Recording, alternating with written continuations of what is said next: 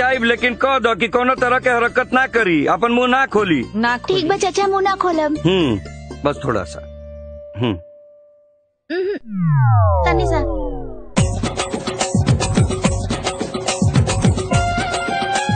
थोड़ा सा भैया खाली आलू दिया, बस थोड़ा सा। ना ना ना चाहिए।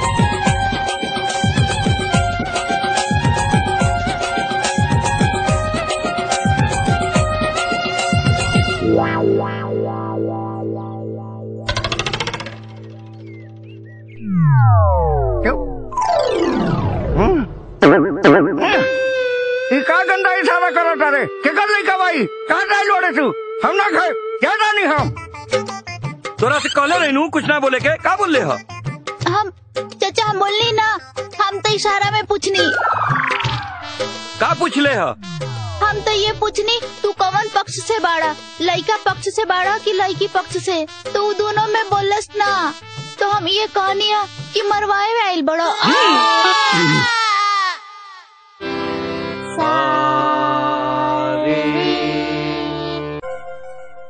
कतना कम कपड़ा पहना ताड़ू तहनी लोग, कपड़ा पहनल करा, गंदा लौकता।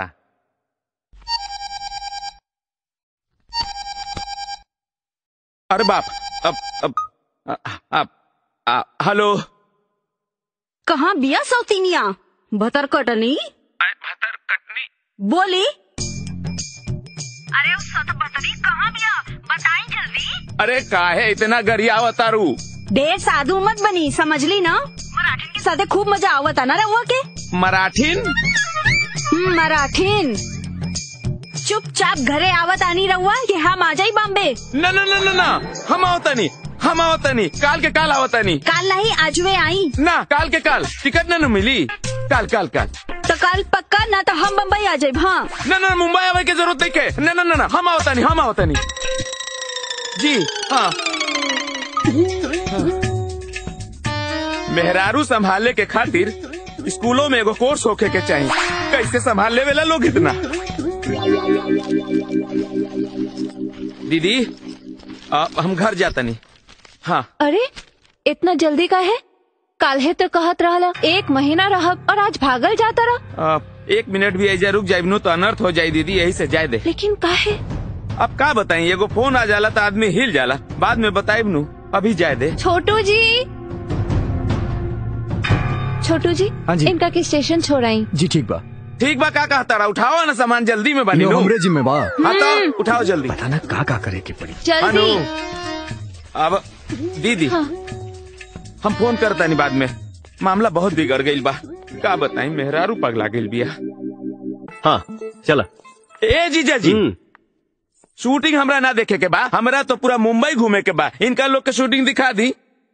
बाबा जी सर, इनके मुंबई के कोना कोना घुमा दा। ठीक बा। ए जीजा जी, हमरा मुंबई के कोना कोना ना घूमे के बा, पता कर के आइल बनी। मुंबई के कोना कोना में तो खाली पानी होकेला, हमरा बीच में घुमाई। ईत बीच में घूमी है बाबा जी, इनके पीछे में घुमा दा। ठीक बा। हाँ वाह जीजा जी। ए सुना, हाँ बोला। जुहू बीच, हाँ अक्सा बीच, हाँ। गिरगांव बीच, हाँ। लिख के आइल बानी। ठीक बा। और कोनो बीच बा? ओहू से आगे चल बा। जाइब। ठीक बा। अंडा खाई बा? हम शुद्ध शाकाहारी हैं। तो दूध पी लो। दही खाईला। भाड़ में जाइबा। जीजा जी। हाँ जी, आओ बाबू, तुम्हारे कमी रहे। कैसा लागल मुंबई? जीजा जी, हाँ? 5-10 दिन में हमरा मुंबई समझ में आई ना। हाँ। हमरा तो बुझाता 1-1.5 महीना एजा रहे के पड़ी मुंबई समझे खातिर। अजान तनी का भइल, एक जगह के नाम पूछने इनका से कि नाम का ही जगह के, तब बताओ तड़े अंधेरी रहे बहुत उजाला। एगो और जगह के नाम पूछनी कि जगह के नाम कहा, तब बतैले बांदरा, एको को बंदर नहीं खे लौकत। अजान तनी एक जगह तो नाम बतौले गोरे गाँव, एको को अंग्रेज लौकल नहीं खे। जीजा जी, इनका समझाई थोड़ा। हमरा के ऐसा वैसा आदमी समझता रहे। दिन भर में 4-5 बार हमरा से पूछ ले बारे का कि चला कहता रहे कि चला तारा के हम माल दिखावत नहीं। नाश को दी हमरा के ही। कैसन माल रे? हमरा मुंह पीछे भड़वइयो करत रे का? ना सर, हाँ? मॉल कहला पे माल समझाता रहे, बुझाते नहीं कि पागल हवे कि घर से भागल हवे। तेरा चाय ना पिए के चाहिए। काहे? ना पिए के चाहिए, खराब चीज है, ना पिए के। ए माई, डायबिटीज इनका भइल ह, आ कहत तारे कि हम चाय ना पिए, आ खुद चाय पियत बड़े। देखा तानी हम मने तो हमार डायबिटीज अब तू देखबा तक के देखी। हाँ डाल बा भाई, तब अच्छा पिया, बताई, ई ना देखी तक के देखी। तब पिए ना, तब पिया, चाय पिया। 1 मिनट, चाय पी ली। हाँ पिया, हाँ बाकी ना पिए के चाहिए। हाँ हमरा समझ से खराब चीज है। लड्डू खाई, चाय ढकोसी, छोड़ के जाता नहीं। हाँ तो जा ना जा, बर्बादो ना होगा के चाहिए। पैसा लागल बा। अरे बाप, अरे बाप, ई का रे? मन करा था कि केकरो का पार फोड़ दी। के कर? आपन। हाँ तो आपन फोड़। हाँ जो आपन फोड़। फूलमती, हे भगवान, हमार बुढ़िया एकदम परी लागतिया। हे भगवान, हरदम एकरा के ऐसा ही बनौले रखती है। फूलमती डार्लिंग, का आज फिर मूड दीवाना हो रहा है। ये उम्र में इतना दीवाना भाई ठीक नहीं खे। वैसे भी अब कुछ वही ना करी तो काहे खौलत रहेनी। डोंट फॉरगेट फूलमती, बिना खौलले 3-3 गो लइकन के मुंह देखत डरू। वो एगो उम्र रहे। अरे होश आ मरद कबहू बुढ़ाला ना, बुझलू। अरे हे चोना मत देखाव, आज जल्दी तनी मूड बनाव। अरे ई कौन गधा के आवाज में गावता? हेलो, 1 सेकंड, हम आओ तनी। हेलो, ठीक बा। बदमाश कहीं का, कितना दिन पास। कमरी आगे बोली। हाँ सॉरी। कमरिया करेला पालप लॉलीपॉप लागेलू। कमरिया करेला पालप लॉलीपॉप लागेलू।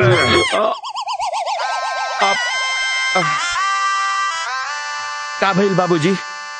का होता ई गधा लेखा गाला फाड़ के का करते रहते? तू छोड़ी ना, रउआ कोनो काम रहे का? काम रहे, तिवारी जी का नंबर ले सा। रउआ देनी हाँ तो तू मंगला हाँ। अच्छा दे दी, अबे मांगा तनी, दे दी। पाकिट में दी, नंबर लिखबे नू। 1 मिनट, बा डायरी बा, पेनवा दो। अच्छा बोला, अब ये लिख ले तनी, बोला। 95, हाँ 95, 96, 96, 99, मुंह टकला से हुई 99 होला। होला ना तो सही कहा तनी। का कहलू हा? हिंदी में लिखी। हाँ हाँ ठीक बा, हो जाई, ठीक बतौलू हा। 99, 99, नीच हिंदी में 99, 99। ढलानवे कैसे होई? अब पढ़े के बाद तो सियाही पियला तो कैसे होई? हो जाई, हो जाई। हिंदी में ढलानवे, ढलानवे, पहला पकड़ा हो गई। 95, 96, 99, 99, 99। अंक में लिखो, अंक में। अब अंक में कैसे लिखी? अरे मोबाइल में अक्षर चली की अंक चली? लिख। बोली। 95, 95, 96, 96, 99। मतलब 49 ना? हम बताइए। अच्छा जाए दी, हम लिख ले बतानी 49 हुई। हाँ बोला आगे। 99, मतलब 99। हाँ ठीक बा। 98। 1 मिनट हाथ ओने करा, कहाँ ढलता नहीं? हो जाई। 99 मने 2 शून्य हुई हो। हाँ हाँ लो।